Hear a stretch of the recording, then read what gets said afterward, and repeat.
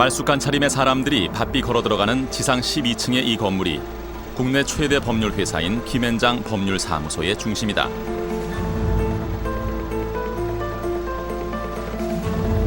그러나 밖에서는 김앤장이라는 사실을 알기 힘들다. 간판 하나 걸려 있지 않기 때문이다.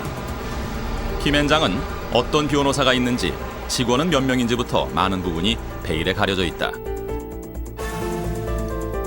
그러나 외환은행 매각 과정에서의 불법 로비 의혹 등에 대한 검찰 수사 등으로 사람들의 시선은 김앤장에 집중되기 시작했다.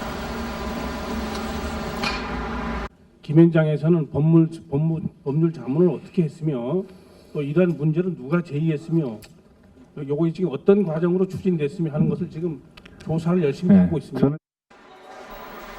김앤장의 고문이었던 이헌재 씨는 무혐의 처리됐지만 수십 명에 이르는 전직 관료들은 무슨 일을 하는지 많은 사람들은 아직도 곱지 않은 시선을 보내고 있다. 이헌재 전 부총리 4억 2천만 원, 황재성 전 서울지방국세청장 6억 9천만 원, 이주석 전 서울지방국세청장 4억 1천만 원. 김앤장이 이들에게 준 돈이다. 뭔가 그런 이 투자를 통해서 효과를 얻어내기 때문에 그런 것이 아닌가라고 하는 거죠. 253명의 변호사 군단은 김앤장의 또 다른 힘의 원천이다. 이 가운데 84명이 판사 또는 검사 출신으로 조사됐다. 지난 2005년 한 해 동안 10억 원 이상의 소득을 올린 변호사만도 54명이나 된다. 김앤장이 하나의 법조계에서의 권력기관이다라고 이야기할 수 있는 일은 분명히 있는 거죠. 김앤장을 향해 쏟아지고 있는 견제받지 않은 권력이라는 비판은 타당한 것인가? 이에 대해 김앤장은 국내 법률 문화의 발전에 기여를 해왔으며 권력이라는 비판은 오해일 뿐이라고 말하고 있다. KBS 탐사 보도팀은 지난 수개월 동안 김앤장을 취재했다.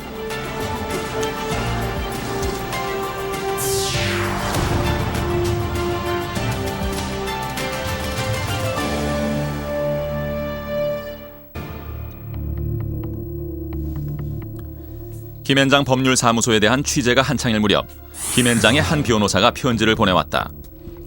자신들에 대한 KBS의 취재에 문제가 있다고 주장하고 있었다.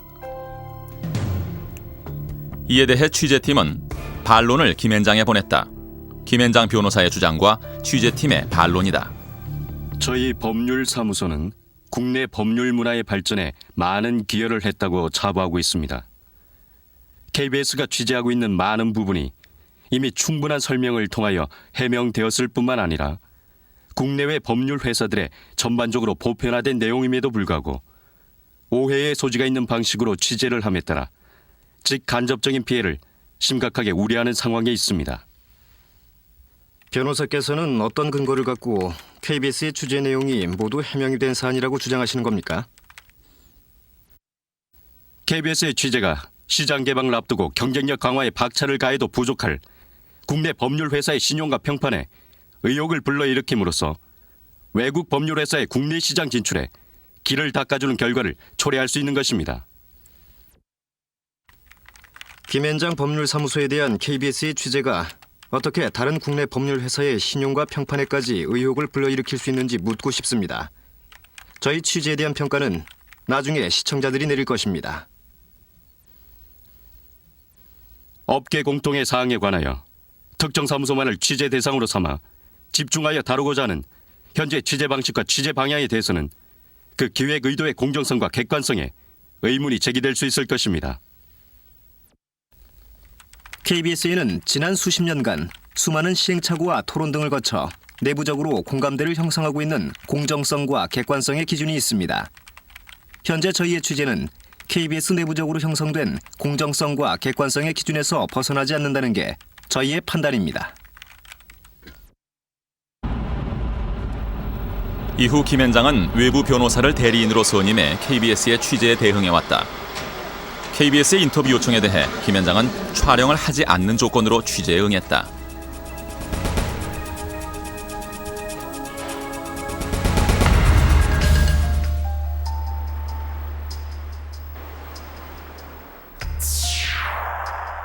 지난해 10월 서울 삼성동의 한 호텔에서는 김앤장 법률사무소의 설립자인 김영무 대표 변호사 아들의 결혼식이 있었다. 신부는 모그룹 회장의 장녀였다. 재벌가의 결혼식이라 관심을 모았던 이날 결혼식에는 그러나 김영무 변호사 측의 하객이 훨씬 많았다. 놀라웠던 것은 하객들의 면면이었다. 각계의 거물급 인사들이 대거 모습을 나타냈다. 법무부 장관을 지낸 천정배 열린우리당 의원을 포함해 4명의 열린우리당 의원이 모습을 나타냈다. 전현직 고위 관료로는 전윤철 감사원장과 전홍열 금감원 부원장, 그리고 김광림 전 재경부 차관과 양천식 전 금감위 부위원장 등이었다. 윤영철 전 헌법재판소장과 주선회 헌법재판관도 눈에 띄었다. 특히 검찰 쪽은 더욱 놀라웠다. 직전 검찰총장이었던 김종빈 전 총장을 포함해 순서대로 모두 6명의 전직 검찰총장들이 모두 모습을 나타냈다.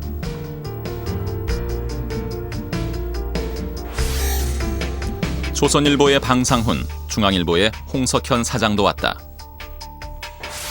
그리고 아름다운 재단과 희망제작소 상임이사인 박원순 변호사도 보였다. 하객들의 면면은 김앤장 법률사무소의 대표인 김영무 변호사의 인맥이 어느 정도인지를 보여주고 있었다.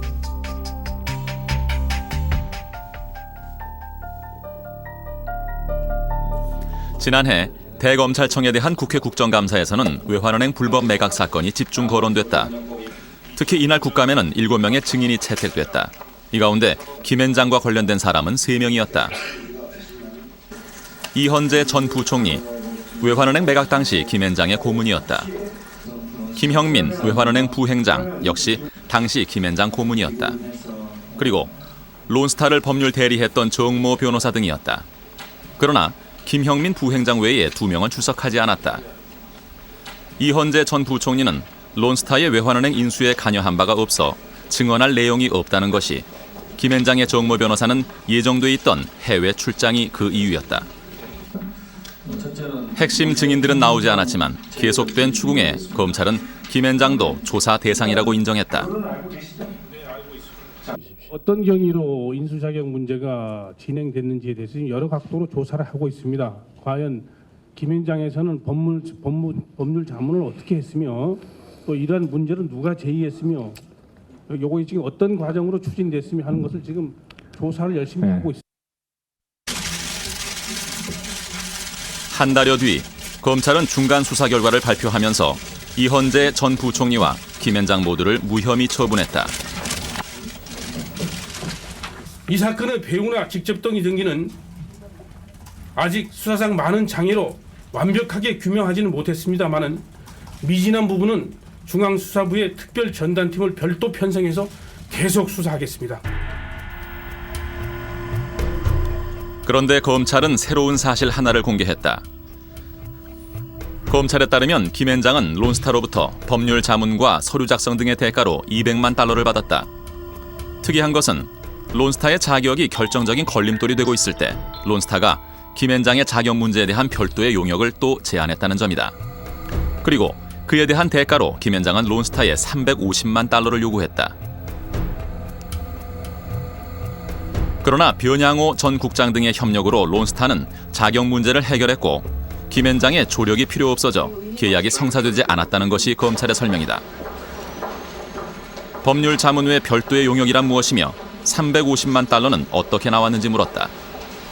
론스타의 자격 취득과 관련해 국내외 사례들을 검토하고 정부 등에 설명하기 위한 각종 근거의 수집 등에 추가적인 많은 시간과 노력이 필요할 것 같아 제안한 액수였습니다. 검찰은 무혐의 처리했지만 아직도 많은 사람들은 김앤장과 고문이었던 이헌재 씨에 대해 의혹의 시선을 보내고 있다.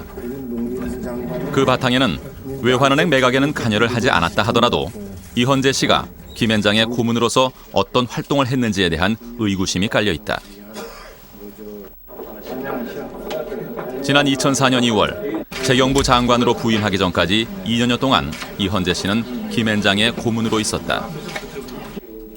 그리고 1년 1개월 뒤 부동산 투기 의혹 등으로 재경부 장관을 물러난 뒤 다시 김앤장 고문으로 돌아갔다. 여러 가지 배려 차원에서 자리를 만들어 주었으며 사무실은 있었지만 고정적으로 출근을 하지는 않았습니다.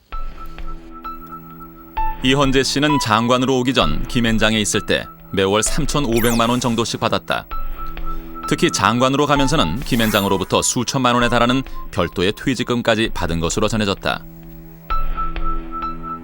아무런 기여가 없는데도 불구하고 연봉을 뭐 몇 억을 주고 한다는 것은 시장 경제 체제하에서는 우리가 이해할 수 없는 거죠. 뭔가 그런 이 투자를 통해서 효과를 얻어내기 때문에 그런 것이 아닌가라고 하는 거죠. 이헌재 씨는 지난해 3월 고문직을 사임했다고 김앤장은 밝혔다.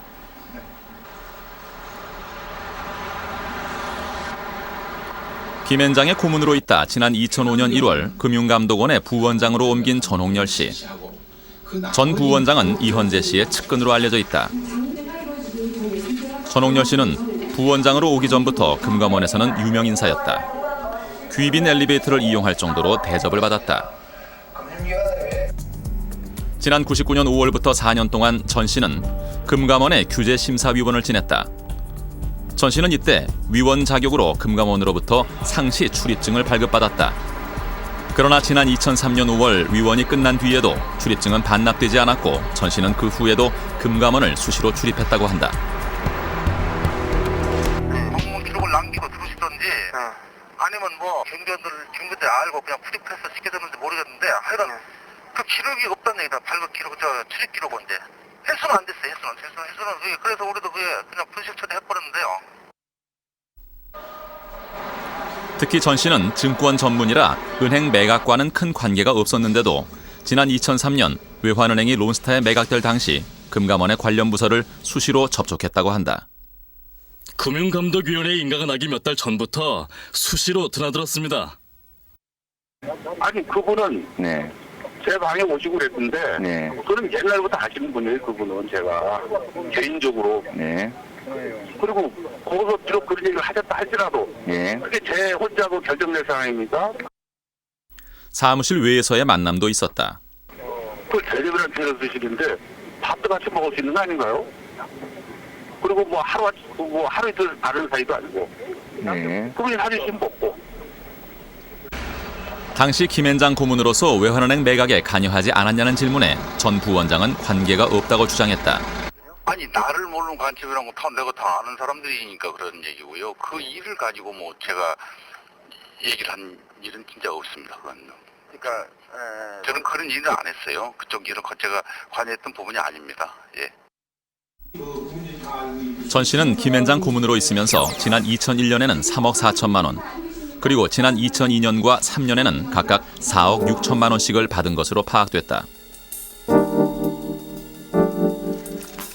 현재 한미 FTA 체결 지원 위원장을 맡고 있는 한덕수 전 부총리도 지난 2003년 공직으로 복귀하기 전 김앤장 고문으로 8개월 정도 있었다. 한 위원장은 당시 김앤장으로부터 매월 1,700만 원 정도씩을 받았다. 한 위원장은 김앤장에 있을 때 무슨 일을 했는지에 대한 취재팀의 인터뷰 요청을 거부했다. 저희 이런 요청이 왔는데 저희 생각에는 좀 그렇게는 노출을 안 하시는 게 좋겠다라고 말씀드렸는데 그냥 알았다라고 대답을 하셨어요. 박정규 전 민정수석은 김앤장의 변호사로 있다 청와대 민정수석으로 왔고 이후 다시 김앤장으로 돌아간 경우다. 정말 객관적이고 중립적인 이런 자세를 견지하면서 순수하게 어떤 그 자신들과 과거에 그 관계를 맺었던 이런 민간 그 부문, 특수사익과 그 거리를 지켜가면서 그 떳떳한 그런 결정을 할 수 있겠느냐 하는 점에 대해서 역시 많은 사람들이 그 의구심을 가질 수 있다고 이렇게 생각을 합니다. 그런 점에서 이제 유일하게 그걸 견제할 수 있는 법적 제도적 장치가 필요한데 현재까지는 그런 견제한 장치가 없다 이렇게 보여집니다.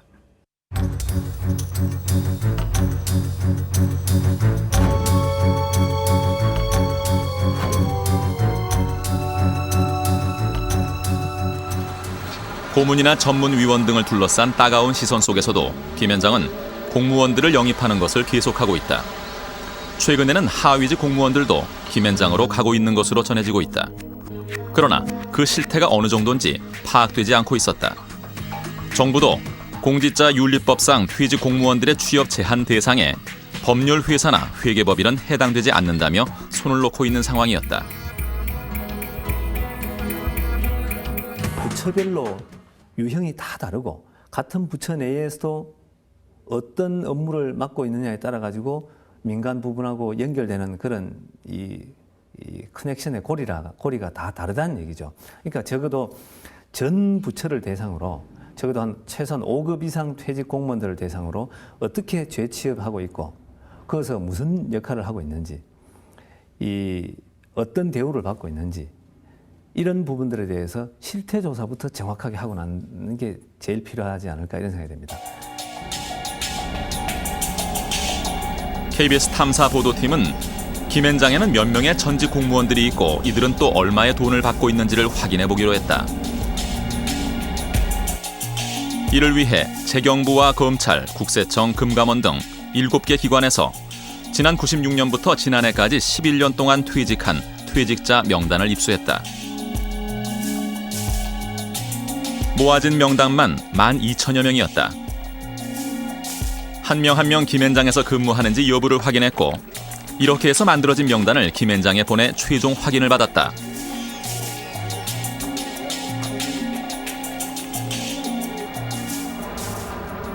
이들이 받는 보수는 국민건강보험공단이 지난해 국정감사 기간에 국회에 제출한 익명으로 된 법률회사 소속원들의 소득 현황 자료를 바탕으로 확인했다. 건강보험공단의 신고액은 법률회사 스스로가 직원들의 소득이라며 자진 신고한 액수다. 대부분이라 하면 뭐하지만 이제 특이한 소득이 없으면은 통상 국세청 신고한 거나 저희 신고한 같은 부분이 많죠. 퇴직자가 김현장으로 가장 많이 이직한 기관은 국세청이었다. 조사 기간에만 19명이 김현장으로 옮겼다. 지난 2005년에만 4명이 김현장으로 갔다. 여기에 이미 김현장에 가 있던 서영택 전 국세청장을 포함하면 국세청 출신은 모두 20명이었다. 퇴직 전 직급을 보면 국세청장을 포함해 서울지방국세청장이 3명,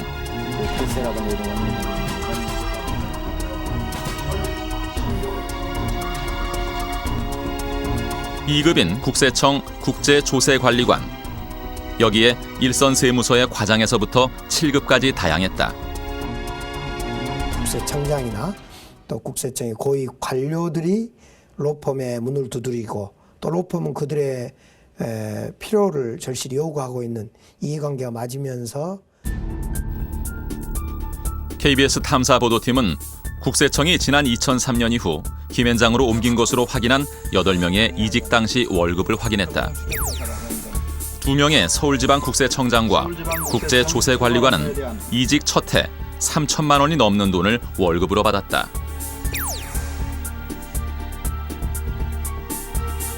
사무관급은 1,500만 원 정도에서 2천만 원 사이였고 7급 출신도 이직하면서 900만 원을 월급으로 받은 것으로 나타났다. 현재 국세청 출신으로 가장 많은 돈을 받는 사람은 황재성 전 서울지방국세청장으로 지난 2005년 한 해에만 7억 원에 가까운 돈을 받았다. 이주석 전 서울지방국세청장도 2005년 한 해에만 4억 1천여만 원을 받았다.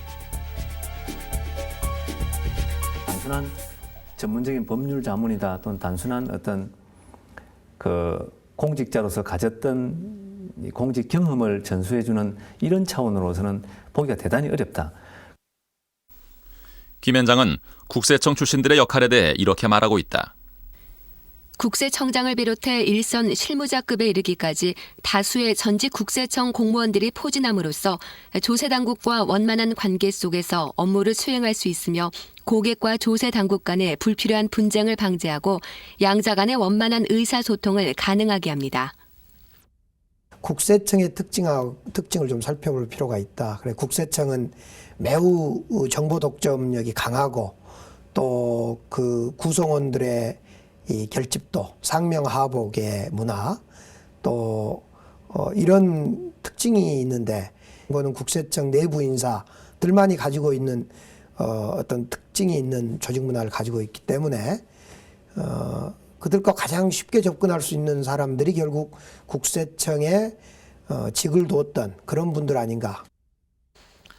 국세청 출신들은 대부분 세무사 자격증을 갖고 있는 사람들로 변호사에게 세무에 대한 전문 지식을 보완해주고 때로는 고객을 위해 김앤장 이름으로 조세당국과 직접 접촉하기도 합니다. 국세청은 김앤장으로 간 퇴직 직원들의 정확한 숫자는 모르지만 로비는 없었다고 말했다. 예, 퇴직 공무원들이 그 개인적인 친분 관계를 가지고 어떤 로비를 한다든가 하는 것은 있을 수가 없습니다. 지난 99년 출범한 금융감독원은 금융권에 절대적인 영향력을 행사하는 거대 감독기관이다. 금감원은 지난해 론스타에 대한 금감원의 조사를 전후해 직원들이 잇따라 김앤장으로 이직하면서 논란이 벌어지기도 했던 기관이다. 현재 김앤장에는 모두 10명의 금감원 출신들이 있다. 특히 지난 2005년과 6년에만 8명이 김앤장으로 간 것으로 파악됐다. 대부분 이직 첫 해에만 매월 1,000만 원이 넘는 돈을 받고 있었으며 특히 지난해 3월 이직한 모 국장은 월 2천만 원을 넘게 받고 있었다. KBS 탐사보도팀은 금감원의 직원들의 로펌으로의 이직 현황과 이를 우려하는 시각에 대한 대책 등을 물었다. 그러나 금감원은 이직 현황을 파악하고 있지 못하며 따라서 인터뷰에도 응할 수 없다는 답변을 보내왔다. 금감원 출신들이 어떤 일을 하는지 취재하던 과정에서 한 가지 사례가 확인됐다. 지난 2003년 외환은행을 인수한 론스타는 이후 외환카드사를 합병하면서 외환카드사의 주가를 조작해 400억 원의 부당이득을 챙긴 혐의를 받고 있다. 검찰은 수사 과정에서 금감원에 정밀 조사를 의뢰했다. 이때가 지난해 4월이다. 의뢰를 받은 금감원 조사 2국은 외환은행의 당시 관련자들을 불러 철저한 조사를 했다. 그런데 조사가 진행 중인 상황에서 조사 1국에 있던 한 모 씨가 금감원을 그만두고 김앤장으로 갔다. 얼마 후 론스타를 대리하고 있는 김앤장은 금감원 조사를 받았던 외환은행 직원들을 불러 금감원에서의 조사 내용을 다시 들었고 그 자리에 한 모 씨가 있었다는 사실이 확인됐다. 한 씨가 준 명함에는 직함이 실장으로 돼 있었다. 김앤장 변호사가 최근까지 금감원에 있다가 오신 분이라고 소개했고 그 변호사 옆에서 외환은행 직원들이 말한 내용들을 받아 적었다고 했어요. 재경부는 장관 출신들만 해도 3명이 김앤장과 인연을 맺은 기관이다. 현재 재경부 출신으로 김앤장에 있는 사람들은 8명으로 확인됐다.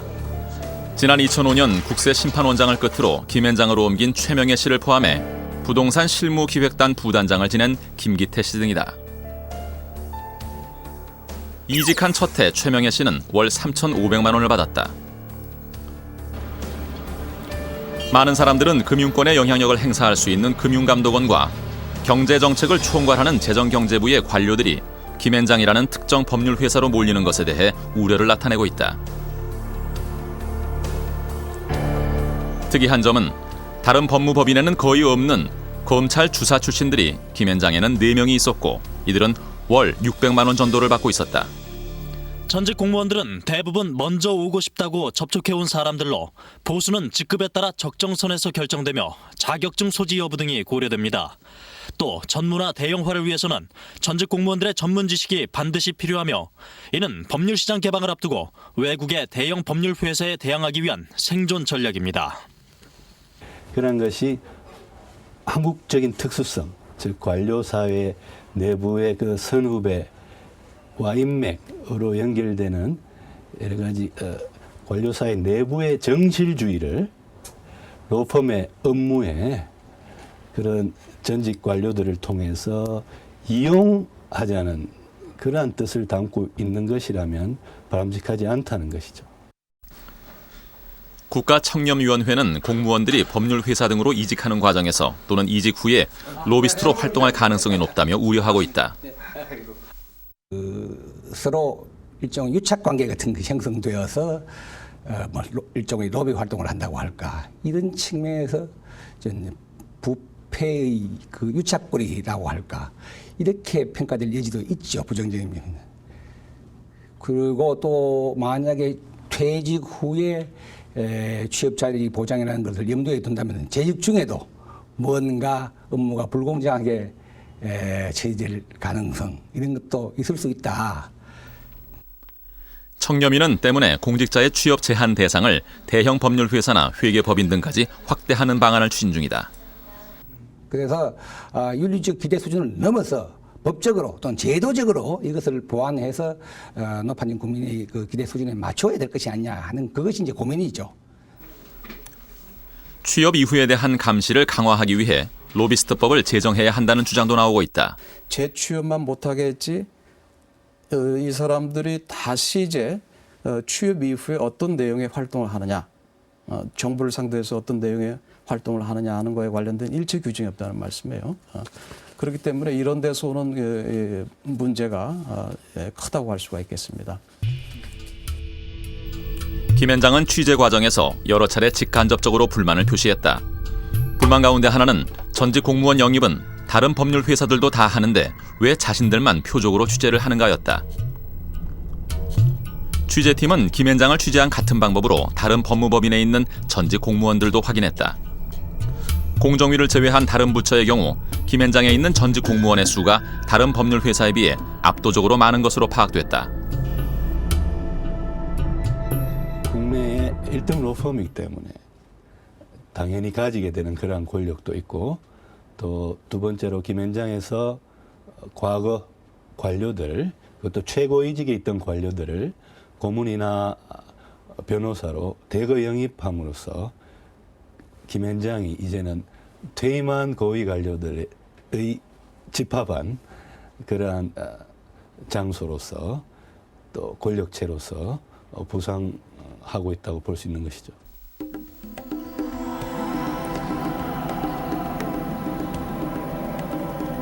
지난해 국회에서는 론스타가 외환은행을 인수하는 과정에서 김현장과 론스타의 재정자문사가 만들어 재경부에 건넨 문서 하나가 공개됐다. 요지는 론스타는 금융업자에 해당되기 때문에 외환은행을 인수할 수 있는 자격이 있으며 또 외환은행이 곧 부실은행이 될 가능성이 높다는 것이었다. 문서는 같은 날 금감위에도 전달됐다. 그거는 법에 다 나오는 겁니다. 그 두 가지 방법. 그건 검토 자료로서 극히 부실한 자료입니다. 잠깐만요. 예.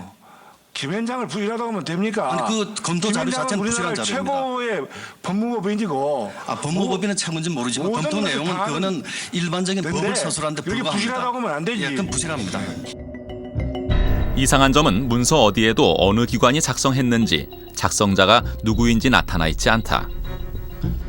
협의한 내용에 따라 작성은 우리가 했지만 단순한 회의 자료라 굳이 작성기관이나 작성자를 표시할 필요가 없었습니다. 재경부는 이날 회의에 대해서 언급을 피했다. 그 검찰 수사가 끝나고 난 다음에 그 모든 게 다 클리어가 되고 난 다음에 그리고 난 다음에 뭐 개별적인 그 취재나 이런 쪽에는 협조를 해드릴 수가 있는데요. 지금은 좀 어려운 상황이거든요. 그러나 취재팀이 입수한 외환은행의 내부 문서는 이날 회의 내용을 이렇게 말하고 있었다. 외환은행의 팀장이 재경부 사무관으로부터 회의 내용을 직접 전해들어 기록한 것이다. 먼저 론스타의 금융업 인정과 외환은행의 부실 금융기관 가능성 주장에 재경부는 두 가지 모두 불가함을 통보하면서 이제 와서 이런 방안을 제시하는 것은 정부를 무시하는 태도가 아니냐며 질책을 했다고 돼 있다. 문서는 김현장이 이에 대해 금감위에 결정 권한이 있는 만큼 관련 규정을 개정해 론스타가 인정받을 수 있는 방안을 만들어 오겠다고 말했다고 적고 있다. 관련 규정을 개정해 방안을 만들어 오겠다는 말에 재경부 사무관은 알아서 하라고 답변한 것으로 돼 있다. 외환은행 팀장은 감사원 조사에서 없는 말을 지어냈겠냐고 말했고, 재경부 사무관은 자술서에서 관련 규정 개정을 건의하겠다는 김현장의 방안에 대해 부정적인 입장을 표명한 사실은 있다고 말했다. 이에 대해 김현장은 당시 그런 말을 한 적이 없다고 밝혔다. 대형 법률 회사들은 정부에 이런저런 자문을 하고 있다.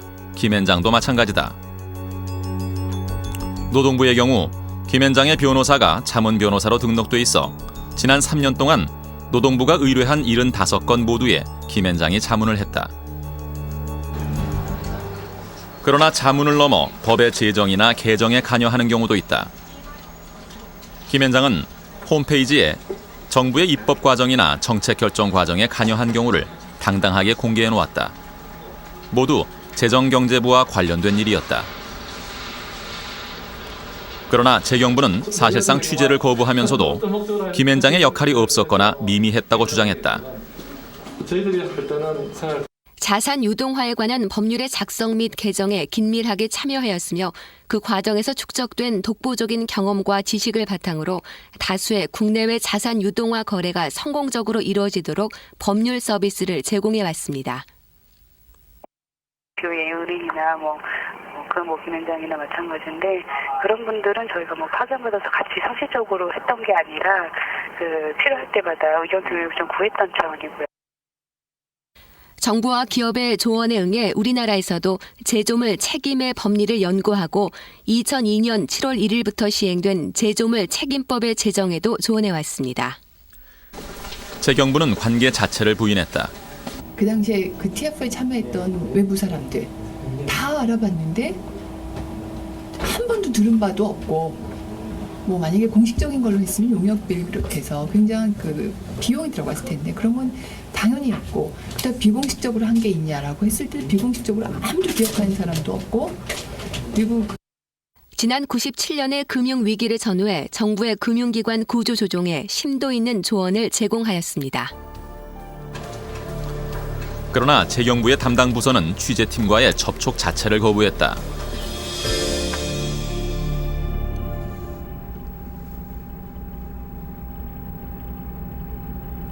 김앤장을 포함한 대형 법률 회사들은 대부분 서울 서초동의 법조타운을 떠나 있다.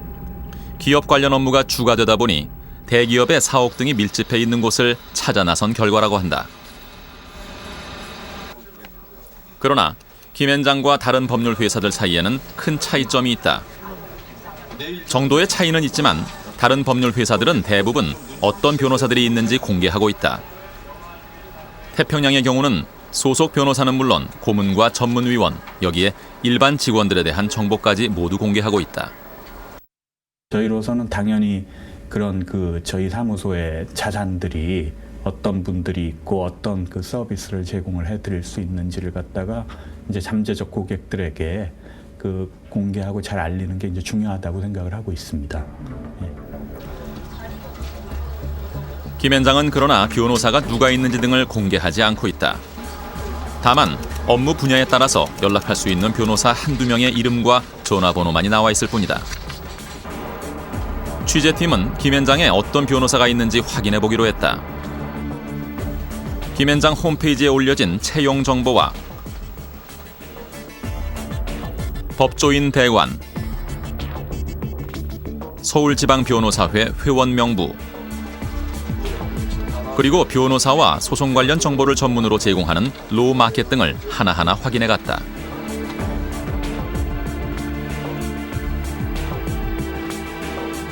그 결과 김앤장 변호사로 추정되는 253명의 명단이 만들어졌고 김앤장의 확인을 요청했다. 김앤장은 지난해 말 현재 소속돼 있는 전체 변호사 명단과 정확하게 일치한다고 확인했다. 김앤장의 변호사들은 얼마의 소득을 올리고 있는지부터 분석하기로 했다. 전체 253명의 변호사 가운데 2005년 한 해 동안의 소득을 추산할 수 있는 변호사들은 모두 206명이었다. 소득이 가장 높은 사람은 김영무 대표 변호사였다. 600억 원을 신고했다. 지난 90년 국세청이 발표한 자료에 따르면 당시 김영무 변호사의 소득은 3억 8,600만 원이었다. 15년 만에 소득이 150배나 늘었다.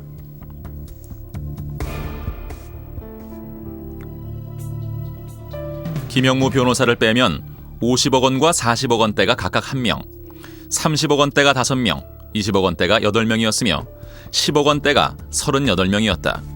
그리고 모든 변호사들이 억대의 소득을 올리고 있는 것으로 파악됐다. 김현장은 그러나 실질 소득은 여러 가지 이유로 신고액보다 적다고 밝혔다.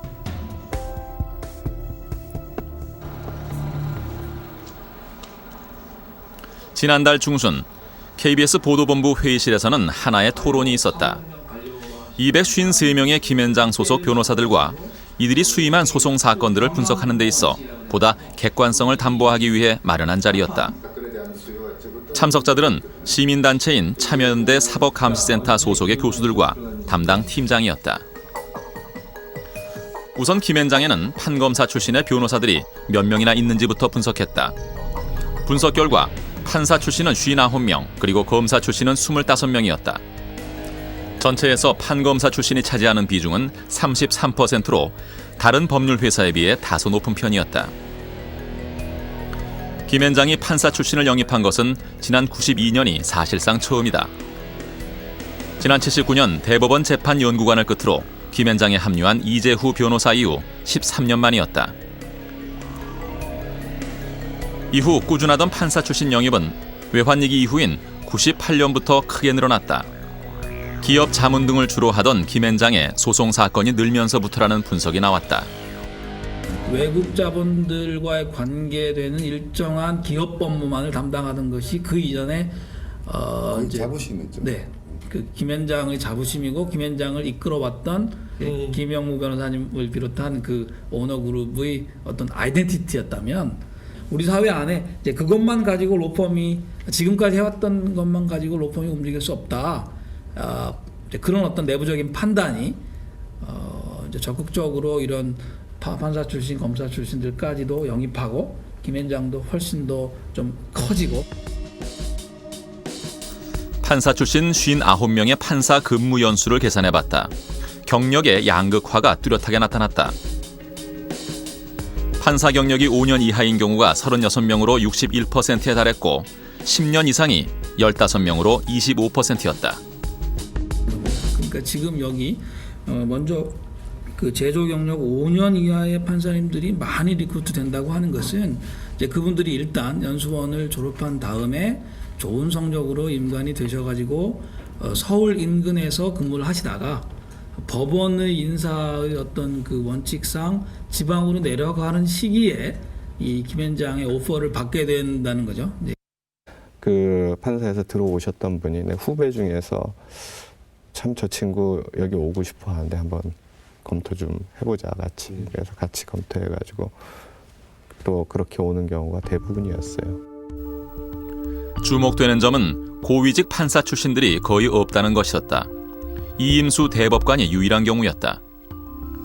판사 경력이 10년 이상인 15명 가운데 이임수 대법관을 빼고는 고등법원 부장급 이상은 한 명도 없었다. 또는 이제 김현장이라는 조직이 가지는 어떻게 보면 그 업계에서 자부심도 포함되지 않을까 싶은 생각이 들기도 해요. 그러니까 법원에 관여하는 변론이나 이런 부분에서는 이길 수 있다.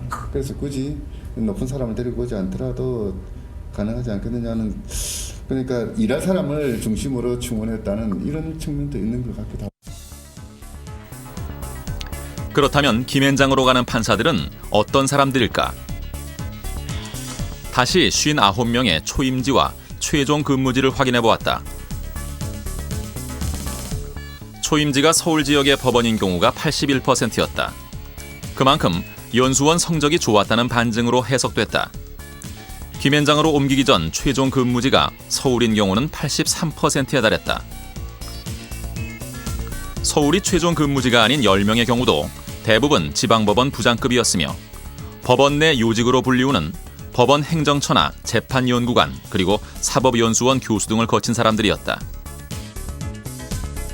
비교적 이제 최상위권의 변호사 인력을 법원으로부터 이제 공급받는다. 이제 뒤집어 이야기하면 이제 미국이나 이런 나라에서는 좋은 변호사들을 법원이 리크루트를 해가지고 판사로 쓰는데 우리는 이제 그 좋은 판사들을 길러가지고 이제 변호사, 특별히 이제 김현장 같은 이제 사적인 변호사 기업에다가 좀 뭐랄까 이제 좀 국가가 공급하고 있는 거래.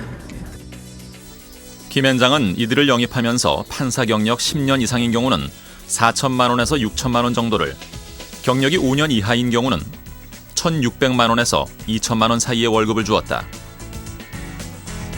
검사 출신들은 판사 출신들과 경력이 사뭇 달랐다. 25명의 검사 출신 변호사 가운데 11명이 지방검찰청의 부장 이상이었다. 특히 최경원 전 법무부 장관을 포함해 이정수 전 대검찰청 차장검사, 그리고 김회선 전 법무부 기획관리실장 등이 대표적인 경우였다. 청와대 민정수석을 지낸 박정규 변호사와 사정비서관을 지낸 신현수 변호사 등도 간부 출신으로 눈에 띄었다. 특히 지난 98년까지만 해도 검사 출신이 3명에 그치다가 이후 검사 출신 변호사 수가 크게 늘어난 것으로 나타났다. 검사 출신 변호사들을 영입할 때는 그러한 어떤 연수원 성적이라든지 출신 대학이라든지 이런 것보다도 검찰에서 어느 지위까지 올라갔느냐 이런 것을 고려해서 검사 출신 변호사들을 리크루팅하고 있는 모습이 보여집니다. 최경원 전 법무부 장관은 지난 2002년 이직하면서 그 해에만 매월 1억 9천만 원 가까운 돈을 받았고, 지난 2005년 이직한 이정수 전 대검찰청 차장검사는 9,300만 원을, 김회선 전 법무부 기획관리실장은 8,600만 원을 이직 첫 해 월급으로 받았다.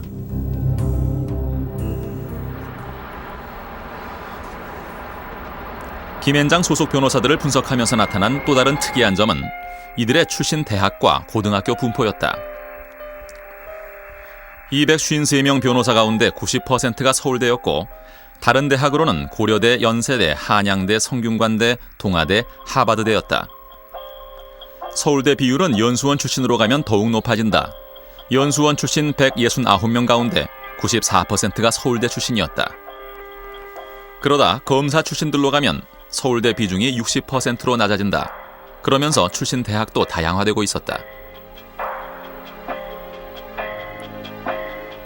고등학교로는 경기고 출신들이 가장 많았다. 253명 가운데 9%인 23명이 경기고 출신이었고, 서울고와 경복고 등 서울 지역 고등학교가 뒤를 이었다. 전체 법조인들의 고등학교 분포와 비교할 경우 경기고의 비중이 상대적으로 높았고, 특히 전체에서는 상위권에 있는 경북고와 광주 제1고 등은 김앤장에서는 순위에 들지 못했다. 설사 어떤 실력이라든지 능력 본위로 해서 그렇게 구성이 된 거라 하더라도 결과적으로는 이것이 동질적인 사회 집단을 형성함으로써 사회적인 응집성이나 사회적인 연결 관계를 형성하는 근거가 될 수 있지 않을까 생각이 됩니다. 우리나라의 그 법률 시장이라든지 또는 법률의 형성 과정이라든지 이런 데서 이제 김앤장이 차지할 수 있는 또는 앞으로 차지할 것으로 예상되는 그 권력은 상당하다고 볼 수는 있거든요.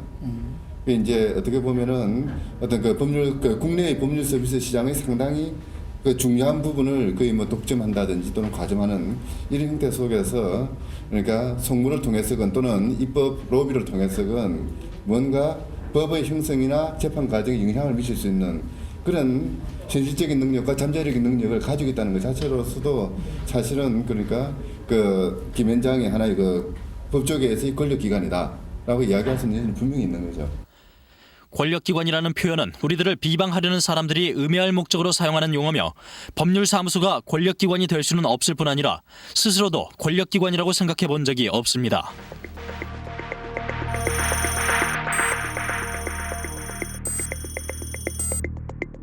최고의 변호사들이 막강한 규모의 전직 공무원들의 도움을 받아 최상의 법률 서비스를 제공하고 있다. 김앤장의 주장은 이렇게 요약된다. 김앤장은 특히 단순한 자문이라 할지라도 2중 3중의 철저한 내부 검토를 거쳐 고객들에게 제공하고 있으며, 그만큼 고객들도 만족하고 있다고 말한다. 물론 소송에서는 높은 승률을 기록하고 있다며 자부심도 강하다. 취재팀은 과연 소송 사건에서 김앤장의 승률은 어느 정도인지 확인해 보기로 했다. 지난 2002년부터 2006년 6월까지 4년 반 동안 김앤장 소속 변호사들이 수임한 소송 사건 3,140건이 검색됐다. 이 가운데 1심 사건은 1,588건이었다. 민사가 73%로 가장 많았고 다음으로 행정 그리고 형사 사건 순이었다. 취재팀은 1심 사건 1,588건을 바탕으로 사건 결과를 확인했고 재판이 끝난 사건은 판결문도 입수했다. 그리고 이를 민사와 형사로 구분해 대법원이 분석한 전체 사건의 통계와 비교했다. 대법원에 따르면 판결로 끝난 민사 합의부 사건 가운데 원고가 이긴 경우, 즉 원고 승은 49.5%였다. 김현장이 원고 측을 대리한 사건을 분석한 결과 원고 승의 비율은 39%였다.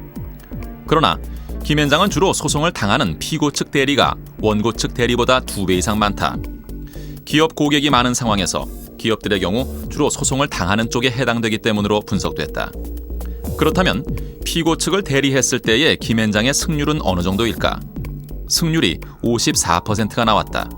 특히 소송이 각하된 경우를 포함했을 경우 승률은 57%로 올라갔다. 단순히 봐서 50% 넘는다고 50%보다 조금 넘네 정도 생각할 게 아니라 굉장히 이기기 힘든 사건에서 50%를 넘는 승률을 보이고 있다는 것은 승률이 굉장히 높은 편이다라고 해석될 수 있다는 것이죠. 형사사건은 집행유예율과 도석 결정률을 비교했다. 1심 형사사건 가운데 판결로 끝난 사건은 모두 158건이었는데 집행유예가 71건으로 45%였다. 대법원이 발표한 집행유예율 38%보다 높았다. 보석 결정률도 마찬가지였다. 김현장은 보석사건 20건 가운데 12건을 성공으로 이끌어 결정률이 60%였다. 역시 대법원이 발표한 보석 결정률 51%에 비하면 높았다.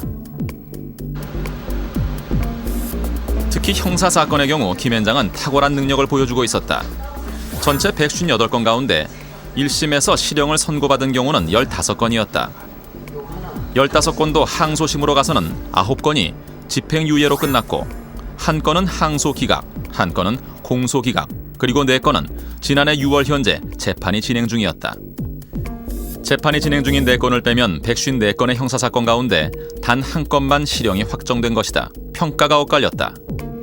김현장이 맡았기 때문에 그런 결과가 났다기보다는 이쪽에 가는 사건 유형이 그 사법연감에서 전체를 다루는 강절도, 폭행 이런 사건들하고 좀 성격이 다르다 보니까 좀 발생할 수 있는 시차의 차이가 있을 수 있다고 생각이 되고요.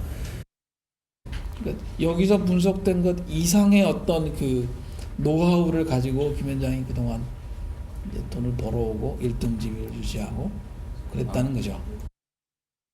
그동안 승률을 분석해 본 적은 없지만 승률이 높다면 전문화를 위한 꾸준한 노력의 결과일 것입니다. 지난 2005년 한 법원에는 모 회사의 대표이사가 허위 세금 계산서를 발행한 혐의로 기소된 형사사건이 있었다. 당시 이 사건을 맡아 피고인을 대리한 곳은 김현장이었다. 처음 이 사건을 담당한 사람은 김현장의 모 변호사였다고 한다. 이 변호사는 판사 출신으로서 당시 재판부의 판사와는 연수원 동기였다고 한다. 처음 변호사가 연수원 동기였는데 그 친구가 선임이 됐다가 나중에 재판이 열리기 전에 다시 변호사 한 명이 추가됐어요. 새로 참여한 변호사 역시 판사 출신이었는데 이번에는 재판부 판사와 고등학교 동기 동창이었다. 재판에는 이 변호사가 들어왔다.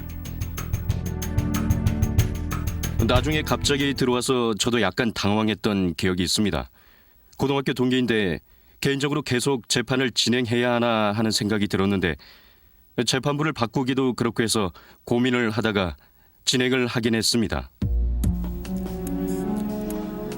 두 변호사가 맡은 다른 사건들을 분석한 결과 그동안 이들은 주로 민사 사건을 맡아오던 변호사였다.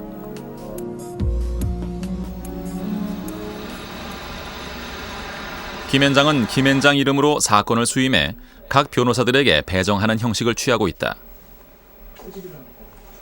취재팀은 김현장이 그동안 맡았던 사건을 중심으로 판사와 변호사들 사이의 사적 관계를 조사해봤다. 사적 관계가 높고 낮음에 따라서 승률의 변화가 있는지도 함께 분석했다. 이를 위해 사적 관계를 4가지로 나누어 점수화했다. 우선 판사와 변호사가 고등학교 동문인 경우, 대학 동문인 경우, 사법연수원 동기인 경우, 그리고 변호사가 판사 출신으로 재판부 판사와 같은 법원에서 함께 근무한 연수를 점수화했다. 이 점수가 2점 이상이 되려면은 예를 들면은 그 고등학교 동기가 한 명이 있고 또 대학교 동기가 한 명 있다든가 아니면 연수원 동기가 한 명 있고 또 법원이나 검찰에서 같이 근무한 변호인사가 한 명 있다든가 하는 식의 관계인데 얼핏 봐서는 굉장히 뭐 흔히 있을 수도 있는 관계 아닌가 싶을 수도 있지만 민사 사건의 경우를 보건데 이런 경우는 10%가 안 된다는 거죠. 민사 사건에서 우선 김앤장이 원고를 대리했을 때는 판사와 사적 관계가 있는 변호사 수의 많고 적음이나 사적 관계 점수의 높고 낮음과 승률과는 관계가 없는 것으로 나타났다. 그러나 피고 측 대리일 경우는 달랐다. 사적 관계가 있는 변호사 수가 많아지거나 사적 관계 점수가 높아지면서 승률도 따라서 올라갔다. 그러나 사적 관계와 승률이 직접적으로 연관돼 있다고 단정할 수는 없었다. 김앤장의 사건을 갖다주는 사람 정도면 이미 상당히 네트워크가 많고 그러니까 심지어는 김앤장이 오지 않았어도 집행유예나 보석이나 사면이나 혹은 민사 사건 같으면은 질 사건도 끝까지 가지 않고 중간에 조정으로 끝내거나 화해로 끝내거나 그럴 수 있는 상당히 강력한 당사자들이다 그 말씀이죠. 그러니까 요 강력한 당사자 변수가 강력한 데다가 김앤장이라는 대리인 변수가 역시 또 강력해지면 승률이 높게. 형사사건의 경우 사적관계 정도와 형량을 비교할 수는 없었다. 그러나 김앤장이 민사보다는 형사사건에서 판사와 사적관계가 높은 변호사들을 많이 투입하고 있다는 것은 분명했다. 전체 158건 가운데 판사와 사적관계가 있는 변호사가 한 명이라도 있는 경우가 65%에 달했다. 또한 변호사와 판사의 사적관계 점수가 2점인 경우가 민사에서는 8%였지만 형사에서는 15%나 됐다. 3점인 경우도 12%나 됐고 사적관계 점수가 5점인 경우도 한 건 있었다. 5점인 사건은 변호사가 판사 출신으로서 재판부 판사와 연수원 동기에다 판사 시절 같은 법원에서 4년 동안 같이 근무한 경우였다. 너무나 크기 때문에 안 걸리는 사람이 없다는 거죠. 우리나라의 어떤 판사, 어떤 재판부도 다 기수로 연결되어 있어요. 김앤장에는 모든 기수가 다 있잖아요. 형사사건은 아무래도 유무죄의 판단 이외에 또 양형이라는 게 있어서 처벌 수위를 뭐로 할 것이냐. 그런 데서 굉장히 판사의 재량의 여지가 많고요. 판사의 재량의 여지가 많다는 것은 그만큼 또 어떤 그 재판부와 변호사 간의 인적 관계, 정관에 의해서 오는 그런 인적 관계가 활동을 할 여지가 더 많다는 것이죠. 형사사건도 각 변호사의 전문성과 업무 부담의 정도 등을 고려해 팀을 구성했을 뿐 재판부와의 사적 관계를 고려해 팀을 구성한 것은 아닙니다. 김앤장과의 연관성을 떠나 그동안 변호사가 전관 예우나 판사와의 사적 관계를 이용하려는 시도는 우리 법조계의 뿌리 깊은 병폐였다. 이를 두고 유혹을 뿌리치지 못한 탓으로 판사들에게 주로 책임을 물었지만 사법제도 개혁추진위원회는 법관뿐만 아니라 변호사의 책임도 크다는 점을 강조하고 있다. 판검사나 공직으로부터 퇴임한 그 변호사는 그 개업한 때로부터 2년 내에 수임하는 모든 사건의 자료를 이 법제인위원회에 제출해서 거기서 어떤 그 검토를 받도록 이제 이런 그 장치를 했습니다. 또 하나는 대법원 산하의 그 양형위원회를 둬가지고 법관의 독립에서 오는 그 양형의 불균형 이런 것을 시정해가지고 공정한 판결이 나옴으로 해서 재판에 대한 불신을 씻도록 이렇게 되면 전과에 대한 예우 문제가 상대적으로 감소될 것이다.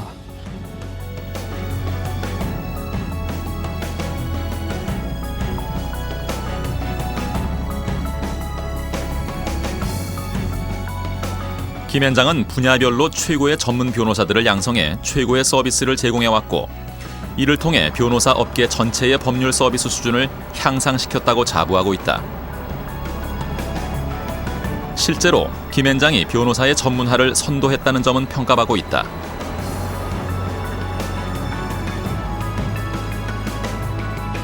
신규로 채용을 해가지고 계속해서 이제 투자를 해서 전문가로 계속 양성했다라는 점에서 어떤 프로페셔널리즘을 정착하고 그다음에 법률사무소가 우리나라 같이 좀 법률 문화가 척박한 데서 대형화, 전문화를 했다는 데 굉장히 큰 업적이라고 생각을 합니다.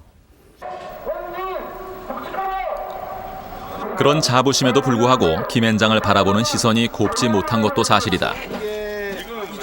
그 시선에는 1등 법률 회사로서 혜택뿐만 아니라 책임도 아울러 느껴주기를 바라는 기대가 깔려 있었다. 우리는 비즈니스맨이다.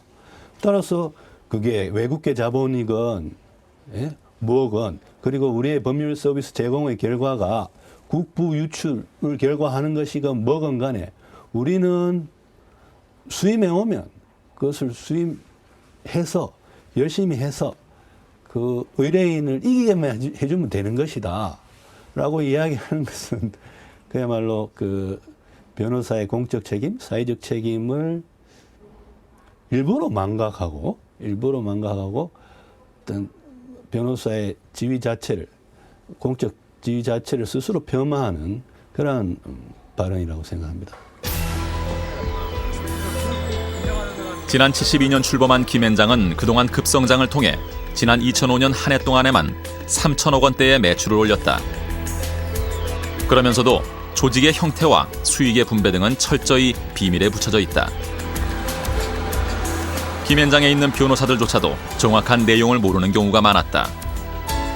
KBS 탐사보도팀은 3천억 원대의 매출의 의미와 김현장의 또 다른 모습을 다음 주 월요일 김현장을 말한다 2편에서 얘기한다.